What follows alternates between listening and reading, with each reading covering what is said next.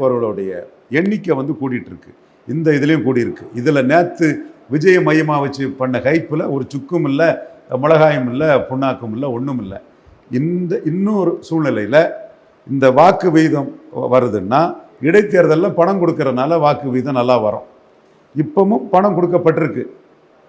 திமுகலாம் 20 கோடி ரூபா ஒரு சட்டமன்றத்துக்குன்னு கொடுத்துருக்காங்க. அதிமுகவும் பல இடங்களில் கொடுத்துருக்காங்க. இந்த ஒரு கிறிஸ்டினோடையார் ஒரு லேடி அந்த லாட்டரியில் சம்பாதிச்சவங்க, அந்த லீமா ரோஸ் அவங்கெல்லாம் ரொம்ப கொடுத்ததாட்டு சொல்கிறாங்க. இது கோயம்புத்தூரில் பெரிய போட்டியாக நடக்குதுங்கிற மாதிரி சொல்கிறாங்க.